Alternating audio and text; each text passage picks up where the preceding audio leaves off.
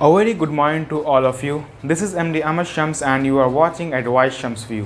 तो आज हम लोग पढ़ेंगे क्लास 9th के केमिस्ट्री के chapter matter in our surroundings का पार्ट 5 और इसमें हम लोग पढ़ेंगे गैसियस स्टेट के बारे में और उसका जनरल प्रॉपर्टीज़ देखेंगे। तो आइए शुरू करते हैं। तो इसमें सबसे पहले हम लोग देखेंगे टेंडेंसी ऑफ मैटर। मैटर का टेंडेंसी क्या है, ठीक है।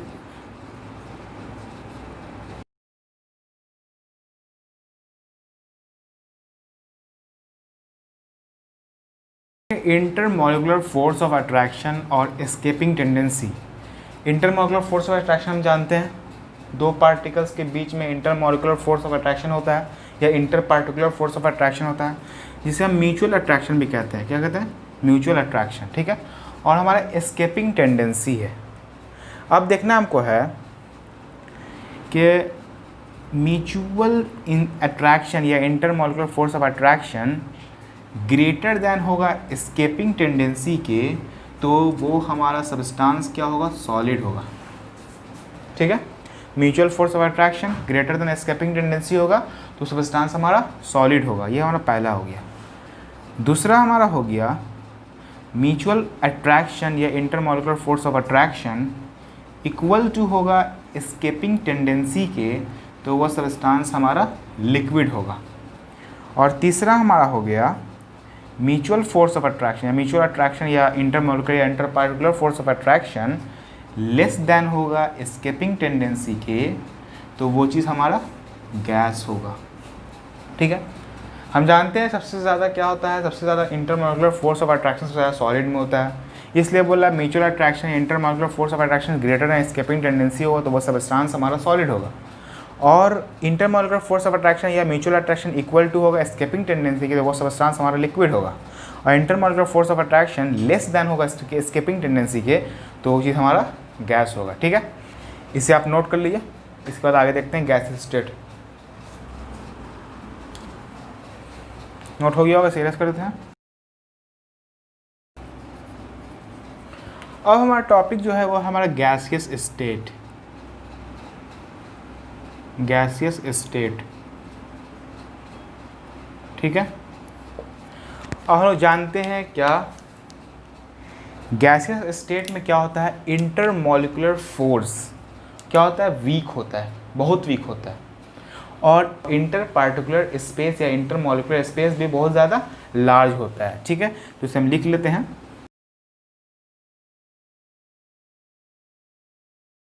तो गैसियस स्टेट में हमारा इंटरमॉलिकुलर फोर्स जो है बहुत ज़्यादा वीक होता है, बहुत कमज़ोर होता है। दो पार्टिकल्स के बीच में जो फोर्स होता है बहुत कमज़ोर होता है। और इंटरमॉलिकुलर स्पेस और इस पार्टिकल्स के बीच में स्पेस क्या होता है? बहुत ज़्यादा होता है, ठीक है। तो उसका हम डायग्राम देख लें किस टाइप का होता है, ठीक है। मान लिया गैस पार्टिकल्स हमारा इस टाइप का होता है, ठीक है। हम देख रहे हैं इसके बीच में स्पेस क्या है? बहुत ज़्यादा है। इन दोनों के बीच में स्पेस देखिए, बहुत ज़्यादा स्पेस है। इस दोनों के बीच में स्पेस देखिए, स्पेस बहुत ज़्यादा है। इस दोनों की स्पेस देखिए, बहुत ज़्यादा है, ठीक है। ये क्या है? स्पेस में बहुत ज़्यादा होता है। और हम जानते हैं जितना दो पार्टिकल्स के बीच में जितना स्पेस बढ़ेगा उतना ज़्यादा फोर्स ऑफ अट्रैक्शन क्या होगा? कमज़ोर होगा, वीक होगा, ठीक है। तो ये हमारा गैसियस स्टेट का था। इसको हम लिख सकते हैं गैस में हमारा इस टाइप का पार्टिकल्स पाया जाता है, ठीक है। अब इसका हम जनरल प्रॉपर्टीज़ देखेंगे, ठीक है। अब देखेंगे हम इसका general properties of gas. Gas का जनरल प्रॉपर्टीज़ क्या क्या होता है? सबसे पहला इसमें हमारा होगा shape and volume. Shape and volume.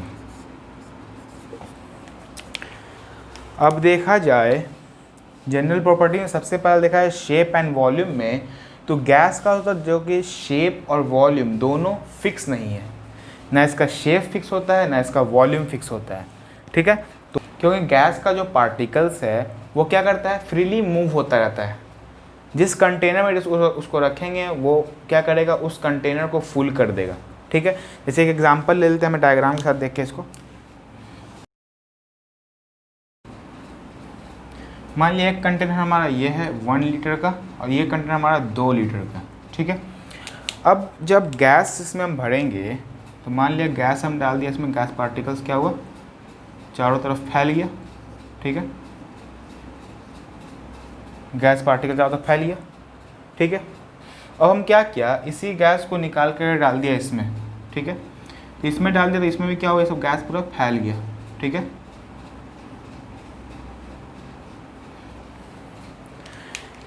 यहाँ पे देखें पहले हम क्या किया, यहाँ पे गैस जो फिल किया 1 लीटर कंटेनर में, ये क्या किया, पूरे कंटेनर में फिल हो गया, इसका पार्टिकल्स क्या हो, पूरे कंटेनर में जाके क्या हो गया, भर गया, ठीक है। फिर उसी गैस को निकाल के हम डाल दिया 2 लीटर कंटेनर में, और इस बार कंटेनर हमारा सिलिंड्रिकल शेप का है, शेप भी चेंज कर दिया, तो यहाँ से क्या हुआ, इस पर भी क्या हुआ, गैस का पार्टिकल्स पूरा चारों तरफ फैल गया, गैस का पार्टिकल्स क्या हुआ, पूरे कंटेनर में फिल हो गया, और क्या उसका शेप भी चेंज हो गया। तो यहाँ से हम देख रहे हैं पहले हमारा कंटेनर इस शेप का था, तो इसमें भी क्या था, गैस क्या चारों तरफ फिल हो चुका था, चारों तरफ भर चुका था, ठीक है। और सेम गैस को निकाल कर हम डाल दिए दूसरे कंटेनर में जिसका शेप भी चेंज है और जिसका वॉल्यूम भी चेंज है, क्या इसका कैपेसिटी क्या 2 लीटर तक है। तो हमने क्या किया, जब सेम गैस को निकाल करके इस कंटेनर में डाल दिया तो इसमें भी क्या हुआ, देखा कि गैस का पार्टिकल्स क्या पूरे कंटेनर में भर गया, पूरे कंटेनर में फिल हो गया, और क्या हुआ, इसका शेप भी चेंज हो गया। तो यहाँ से हमें पता चलता है कि गैस का पार्टिकल्स के ये गैस का प्रॉपर्टीज़ जो होता है कि गैस का ना ही फिक्स शेप होता है, शेप भी फिक्स नहीं होता है, और वॉल्यूम भी फिक्स नहीं होता है। हमने देखा ये जो पहले इस कंटेनर में जो था, तो ये कंटेनर में डालने पर जब इस कंटेनर में हम डाला गैस को, तो ये चारों तरफ क्यों फैल गया, ये ऐसा इसलिए हुआ क्योंकि गैस का पार्टिकल्स के बीच में स्पेस बहुत ज़्यादा होता है, और इसका इंटरमॉलिक्यूलर स्पेस या फोर्स, इंटरमॉलिक्यूलर फोर्स या inter particular force of attraction बहुत कम होता है। इसकी वजह से क्या, इसका पार्टिकल्स इधर उधर रैंडमली मूव करता रहता है। इसलिए क्या हुआ, ये जिस कंटेनर में रखते हैं उस कंटेनर को पूरा फुल कर देता है, ठीक है। मान लीजिए इससे बड़ा कंटेनर में रख देंगे, इसको 4 लीटर कंटेनर में रख देंगे, तो क्या करेगा, वो 4 लीटर कंटेनर को पूरा फुल कर देगा, मतलब उसका पार्टिकल्स जो है पूरे कंटेनर में भर जाएगा। मान लिया अब इसको हम रखते हैं इस कंटेनर में, मान लिया उस सेम गैस को हम रखते हैं इस कंटेनर में, स्फीयर कंटेनर है हमारा, ठीक है। मान लिया हमारा 4 लीटर का कंटेनर है, तो इसमें भी क्या होगा, सेम गैस पार्टिकल क्या होगा, चारों तरफ भर जाएगा। क्या होगा इसमें भी चारों तरफ गैस पार्टिकल्स इसका भर जाएगा, इसमें भी क्या होगा, चारों तरफ गैस का पार्टिकल्स भर जाएगा, कंटेनर को फुल कर देगा, और इसका शेप भी चेंज हो जाएगा। तो यहाँ से हमें पता चलता है गैस का प्रॉपर्टीज़, पहला प्रॉपर्टीज़ इसका शेप फिक्स नहीं है और इसका वॉल्यूम भी फिक्स नहीं है, ठीक है। तो इसे हम लिख लेते हैं।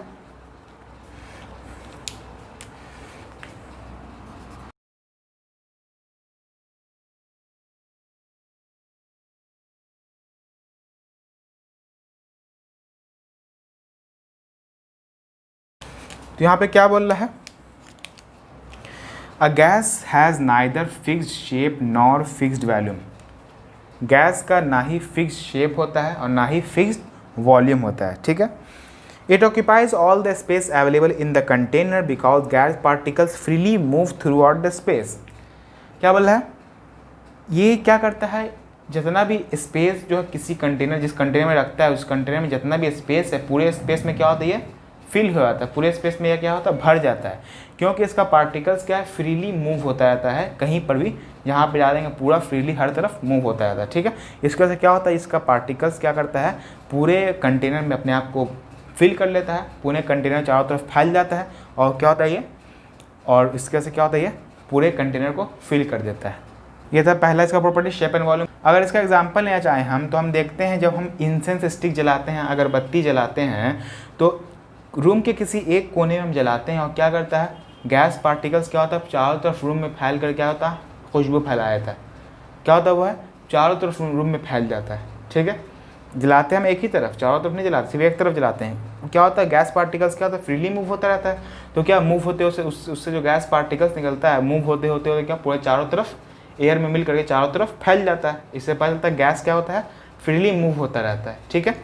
और इसी तरह देखा जाए, जब हम परफ्यूम लगाते हैं, जैसे परफ्यूम को एक रूम के एक कॉर्नर में अगर हम स्प्रे करते हैं, तो क्या होता है, वो चारों तरफ में फैल जाता है। चारों तरफ क्यों फैलता है, क्योंकि उसके अंदर गैस है, गैस क्या फ्रीली मूव होता है, चारों तरफ फ्रीली मूव होता है, तो उसका पार्टिकल्स निकल करके क्या होता है, चारों तरफ रूम में फैल जाता है, ठीक है। इसकी वजह से क्या होता है, हमारा खुशबू जो है परफ्यूम का हमारे नाक तक पहुंचता है, हम उसे सूंघ पाते हैं। ठीक है, तो ये था एग्जांपल हमारा, और ये था प्रॉपर्टीज़। पहला प्रॉपर्टीज़ शेप एंड वॉल्यूम, इसे नोट किया, उसका देखेंगे इसका दूसरा प्रॉपर्टीज़। तो हो गया, और सीरियस कर देते हैं।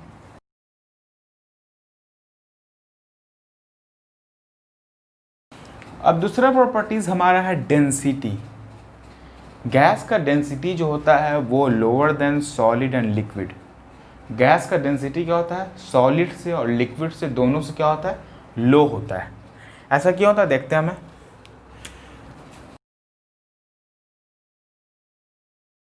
The density of gas is lower than solid and liquid.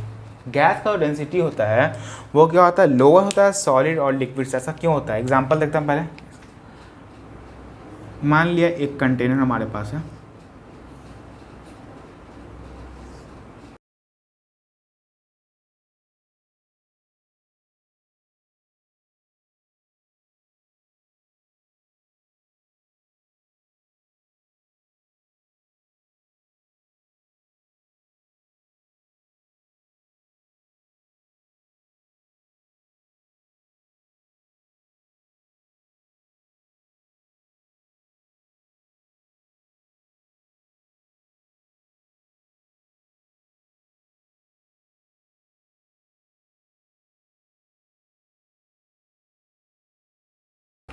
अब यहाँ पे हम देख रहे हैं, यहाँ पे सॉलिड हमारा, यहाँ पे लिक्विड हमारा और गैस हमारा है। ठीक है, सॉलिड में लिक्विड पार्टिकल्स जो है एकदम टाइटली पैक्ड है, इसमें थोड़ा लूज है, इसमें क्या बहुत ज़्यादा लूज है, मतलब इंटर पार्टिकुलर स्पेस बहुत ज़्यादा और inter particular force of attraction बहुत ज़्यादा कम है। ठीक है, तो हम लोग जानते हैं density is equal to mass by volume होता है।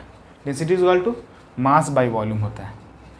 तो गैस में जो है वो क्या करता है, गैस में क्या होता है, सेम मास, क्या बोल रहा है, same mass take a bigger volume.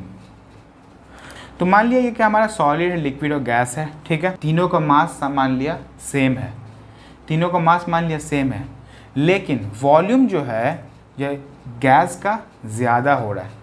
ठीक है, गैस का वॉल्यूम क्या हो रहा है, ज़्यादा हो रहा है। ये 1 यूनिट में हट गया, ये भी 1 यूनिट में हट गया, लेकिन ये सेम मास क्या हुआ, 10 यूनिट में हटा। ठीक है, तीनों का मास सेम है, तीनों का वजन सेम है। सॉलिड हमारा 1 यूनिट में हट गया, लिक्विड भी हमारा 1 यूनिट में हट गया, लेकिन गैस जो हमारा सेम मास का गैस को फिल होने में क्या हुआ, 10 यूनिट वॉल्यूम लगा। ठीक है, 10 यूनिट का वॉल्यूम लगा इसे। तो यहाँ से पता चलता है कि सेम मास का गैस जो है सेम मास का है, लेकिन इसको ज़्यादा स्पेस लग रहा है, ज़्यादा इसको जगह चाहिए इसको रहने के लिए। तो इससे क्या पता चलता है, गैस जो है लेस डेंस है, कम है इसका डेंसिटी। ठीक है, ऐसे जितना ज़्यादा इंटर मॉलिक्यूलर स्पेस होगा उतना कम उसका क्या होगा, डेंसिटी होता है। तो सबसे कम इसमें इंटर मॉलिक्यूलर स्पेस है, तो सबसे ज़्यादा डेंसिटी किसका है, सॉलिड का है। उसके बाद थोड़ा सा डिफरेंट है सॉलिड और लिक्विड में, लिक्विड में थोड़ा सा क्या होता है, इंटर मॉलिक्यूलर स्पेस थोड़ा ज़्यादा होता है, तो इसलिए लिक्विड क्या है, लेस डेंस है सॉलिड से कम डेंसिटी इसका है। लेकिन गैस जो है इसमें बहुत ज़्यादा होता है इंटर मॉलिक्यूलर स्पेस या इंटर पार्टिकुलर स्पेस, इसलिए क्या हुआ, इसका डेंसिटी सबसे कम है, सॉलिड से भी कम है, लिक्विड से भी कम है। तो ये क्या करता है, ये सेम मास का गैस है, इसका सेम मास, इसको चाहिए बिगर वॉल्यूम इसको ज़्यादा चाहिए, जगह इसको ज़्यादा चाहिए। ठीक है, तो इससे क्या पता चलता है, गैस हमारा लेस डेंस है। ठीक है, और हम मास बटा वॉल्यूम करेंगे तो सबसे कम किसका आएगा, डेंसिटी गैस का आएगा। ठीक है, तो इसे आप नोट किया, इसका देखेंगे हमारा तीसरा प्रॉपर्टीज़।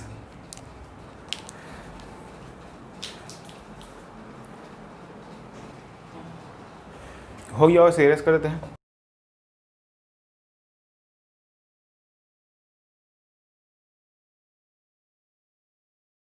क्या बोला, eight normal atmospheric pressure the melting and boiling point of gas is below room temperature. Normal atmospheric pressure पे जो गैस का मेल्टिंग पॉइंट और बॉइलिंग पॉइंट होता है, दोनों क्या होता है, रूम टेम्परेचर से नीचे होता है। नॉर्मल रूम टेम्परेचर हमारा होता है 20 to 22 degree Celsius. Normal room temperature हमारा क्या होता है, 20 degree Celsius to 22 degree Celsius. ठीक है, तो मतलब 20 डिग्री सेल्सियस और 22 डिग्री सेल्सियस से भी नीचे रहता है हमारा मेल्टिंग पॉइंट और बॉइलिंग पॉइंट ऑफ गैस। जैसे एक एग्जांपल हम ले लेते हैं ऑक्सीजन का, ऑक्सीजन हमारा गैस है, तो इसका एग्जांपल ले लेते हैं। मेल्टिंग पॉइंट ऑफ ऑक्सीजन जो होता है, मेल्टिंग पॉइंट ऑफ ऑक्सीजन होता है -218 degree Celsius. Melting point of oxygen क्या होता है, -218 डिग्री सेल्सियस, -218 डिग्री सेल्सियस होता है, ठीक है। और बॉइलिंग पॉइंट ऑफ लिक्विड जो होता है, बॉइलिंग पॉइंट ऑफ ऑक्सीजन जो होता है, बॉइलिंग पॉइंट ऑफ ऑक्सीजन क्या होता है हमारा, -189 डिग्री सेल्सियस।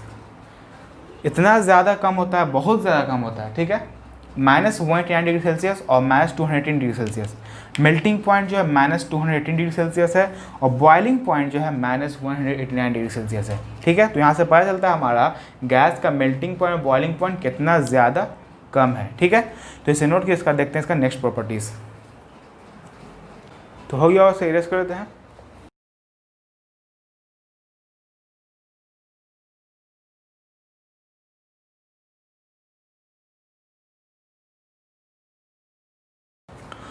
अब चौथा प्रॉपर्टीज़ क्या है, कंप्रेसिबिलिटी।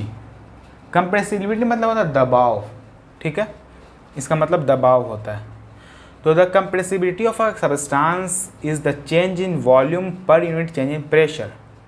किसी भी सब्सटेंस में कंप्रेसिबिलिटी मतलब होता है कि उस सब्सटेंस का वॉल्यूम चेंज कर देना प्रेशर डाल करके। Change in volume per unit change in pressure, pressure को चेंज करके उसका वॉल्यूम को चेंज करना, मतलब प्रेशर लगा करके उसको वॉल्यूम को कम कर देना, उसे हम बोलते हैं कंप्रेसिबिलिटी। तो हम लोग जानते हैं कि गैस का पार्टिकल्स जो है बहुत ज़्यादा, गैस के पार्टिकल्स के बीच में स्पेस बहुत ज़्यादा होता है, इंटरमॉलिक्यूलर स्पेस गैस के पार्टिकल्स में, गैस में क्या होता है, बहुत ज़्यादा होता है। तो इसलिए हम गैस का ज़्यादा से ज़्यादा चांस है कंप्रेसिबिलिटी होने का, कंप्रेस्ड होने का, ठीक है।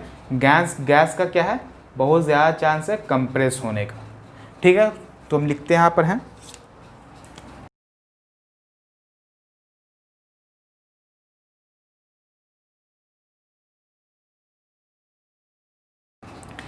since intermolecular space are very large in gas, therefore molecules of gas can be made to come much closer together under pressure।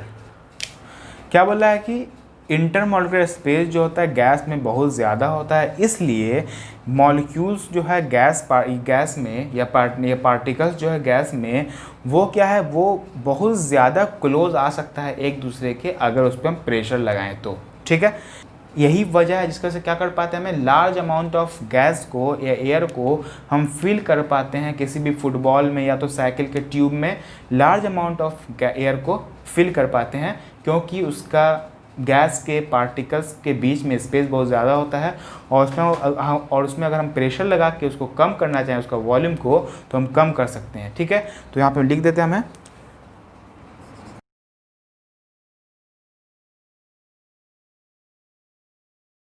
forget that's why we are able to fill large amount of air in football और cycle tube और etc। इसलिए क्या करता है, हम कर पाते हैं लार्ज अमाउंट ऑफ एयर को, बहुत सारे एयर को हम एक छोटे से फुटबॉल में भर देते हैं, या तो साइकिल की ट्यूब में या तो किसी और के ट्यूब में हम भर देते हैं लार्ज अमाउंट ऑफ एयर को, ठीक है। इसे नोट के इसका देखेंगे हम एक्टिविटी, जिससे हमें पता चलेगा कि गैस क्या होता है, कंप्रेसिबल होता है, ठीक है। इसे नोट के इसका आगे इसका एक्टिविटी देखते हैं।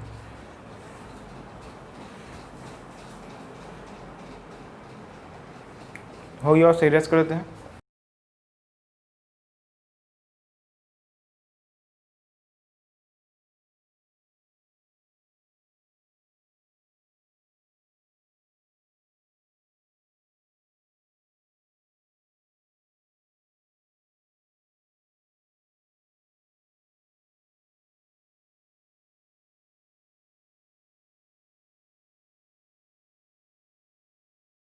तो ये एक्टिविटी हमें क्या बताता है, ठीक है।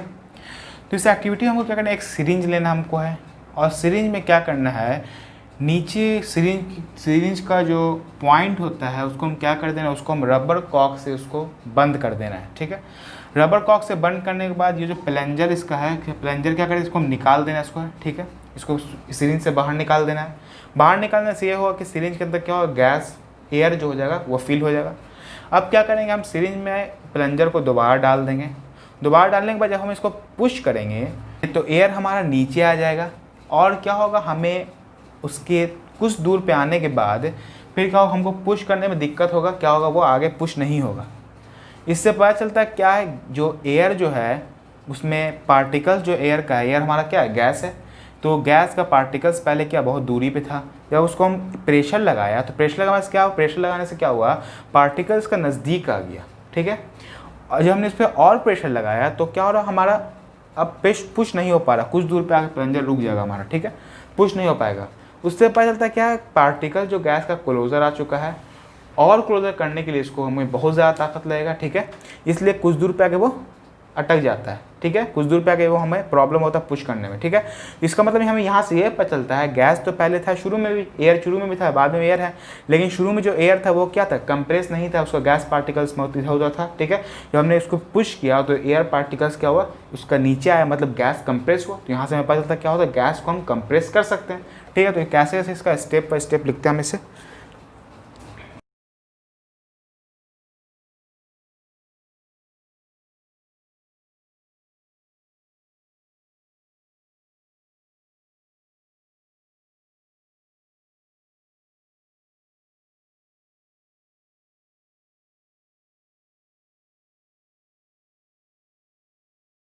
तो ये हो गया हमारा एक्टिविटी क्या था, take a 10 ml syringe and close it nozzle by rubber stock. क्या करना है, 10 ml का सिरिंज लेना, उसके नोजल को क्लोज कर देना, किससे, रबर स्टॉक से, रबर कॉक से। Now take out plunger fitted in the syringe so the inside space into the syringe में ऑक्यूपाइड बाय एयर। जो प्लंजर पहले से लगा रहता है सिरिंज में, उसको क्या करना है, वो निकाल देना है। निकालने से ये हो क्या होगा कि एयर क्या हो जाएगा, सिरिंज के अंदर भर जाएगा। Now insert the plunger and push the plunger inside the syringe. अब क्या करना है, हमको प्लंजर को डाल देना है वापस सिरिंज में, और क्या करना है, पुश करना है प्लंजर को सिरिंज के अंदर, सिरिंज के अंदर को पुश करना है। तो you will notice air inside the syringe is compressed. तो आपको नोटिस होगा कि जो अंदर जो एयर है वो क्या कंप्रेस्ड हो गया, दब गया। मतलब क्या हुआ, डैट इज का मतलब क्या, डैट इज होता है, that is volume of air decrease, मतलब क्या, एयर का वॉल्यूम डिक्रीज हुआ, ठीक है। तो इससे क्या पता चला, एयर जो हमारा है कंप्रेसिबल है, एयर हमारा गैस है, मतलब गैस जो है क्या कंप्रेसिबल है। वॉल्यूम डिक्रीज हुआ मतलब क्या, प्रेशर लगाने पे वॉल्यूम डिक्रीज हुआ। तो यहाँ से हमारा डेंसिटी का डिफरेंशिएशन जो था, change in volume per unit change in pressure. Volume का चेंज होना प्रेशर के चेंज होने पे, तो प्रेशर हम लगाया, ठीक है, प्रेशर लगाने से क्या हुआ, वॉल्यूम का चेंज हुआ। तो इसे नोट किया, इसका कोई एग्जाम्पल देखेंगे इसका, ठीक है, इसे नोट कीजिए पहले।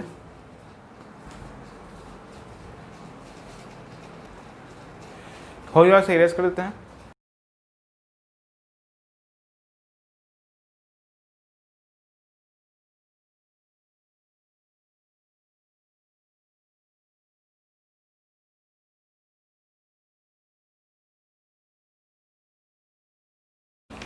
तो यह हमारा एग्जाम्पल हो गया। पहला एग्जाम्पल हमारा ब्यूटेन है। ब्यूटेन को हम यूज़ कर सकते हैं डोमेस्टिक फ्यूल वगैरह यूज़ करते हैं, मतलब घर में खाना बनाने के लिए यूज़ करते हैं। क्या होता है, इसको हम प्रेशर, ब्यूटेन गैस को हम प्रेशर डालते हैं, उसको लिक्विड फॉर्म में चेंज कर देते हैं, ठीक है। पार्टिकल्स को क्लोज कर देंगे, जब पार्टिकल क्लोज होगा तो वो लिक्विड फॉर्म में चेंज हो जाएगा। उसको उसके पे क्या, बहुत ज़्यादा प्रेशर लगा, क्या करते हैं उसको, उस पर बहुत ज़्यादा प्रेशर लगाकर उसको लिक्विड फॉर्म में कर देते हैं, और उसको हम लोग सिलेंडर में भर देते हैं, सिलेंडर में, ठीक है, प्लेस्ड इन सिलेंडर भर देते हैं, and made visible for use as LPG. और हम लोग क्या करते हैं, एलपीजी लिक्विड पेट्रोलियम गैस का हम यूज़ करते हैं अपने होम में, घर में, क्या करते हैं, खाना बनाने के लिए। जो हमारा गैस सिलेंडर जो आता है उसके अंदर क्या होता है, एलपीजी होता है, लिक्विड पेट्रोलियम गैस होता है, ठीक है, जो कि ब्यूटेन होता है, ठीक है। अब दूसरा क्या, ऑक्सीजन सप्लाइड इन हॉस्पिटल। जो ऑक्सीजन जो सप्लाई होता है हॉस्पिटल में, वो भी किसी सिलेंडर में होता होगा, ठीक है। और जिस सिलेंडर में होता है उसको भी क्या कहते हैं, कंप्रेस करके सिलेंडर में डाला था ऑक्सीजन को, और उसके बाद सप्लाई किया था हॉस्पिटल में। ये भी क्या होता है, कंप्रेस करके जाता है हॉस्पिटल में, ठीक है। और तीसरा हमारा CNG, compressed natural gas. CNG क्या है, कंप्रेस्ड नेचुरल गैस, ठीक है। ये हम लोग यूज़ करते हैं व्हीकल्स में, ठीक है, व्हीकल्स को चलाने के लिए यूज़ करते हैं हम सीएनजी गैस का, ठीक है। तो ये हमारा एग्जाम्पल था, इसे नोट किया, उसका देखेंगे हमारा heating and cooling properties of gas, note कीजिए। तो हो गया, और सीरियस कर देते हैं।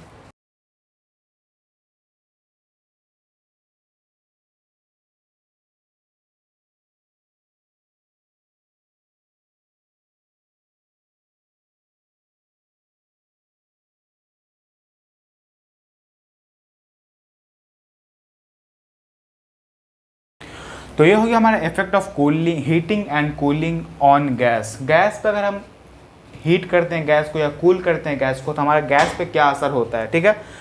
तो when you heat a gas both it's vapour pressure and volume it occupies increase. क्या बोला है, जब हम गैस को हीट करते हैं तो इसका वेपर प्रेशर जो होता है गैस का वेपर प्रेशर और वॉल्यूम दोनों क्या होता है, इंक्रीज होता है।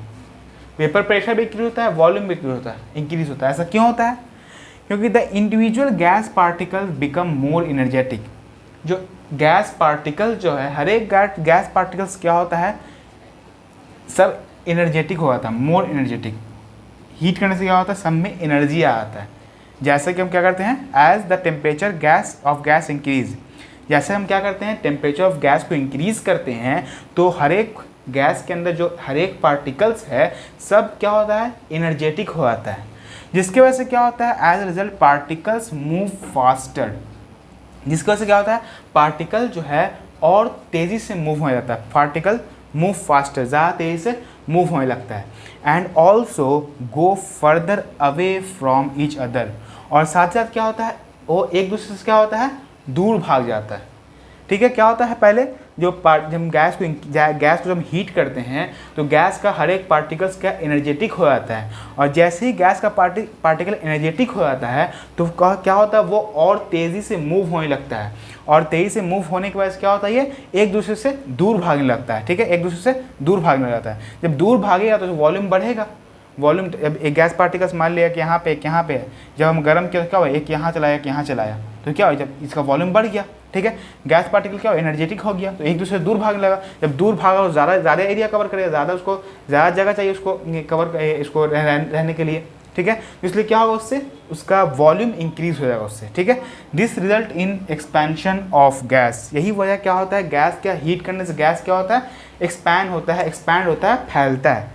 ठीक है, और दूसरी तरफ देखा है, when we cool the gas, जब हम गैस को ठंडा करते हैं, the particle lose energy. Particle क्या होता है, पार्टिकल्स, हर एक पार्टिकल्स का एनर्जी क्या होता है, लूज होता है, हर एक पार्टिकल एनर्जी कम होता है। तो so the movement of gas decrease, gas particles के मूवमेंट का क्या होता है, स्लो डाउन होता है। ठीक है, मूवमेंट ऑफ गैस पार्टिकल, हर एक गैस पार्टिकल का मूवमेंट स्लो हो आता है। और क्या है, the particles also come much closer to each other, particles के एक दूसरे से एकदम ज़्यादा क्लोज आ गया।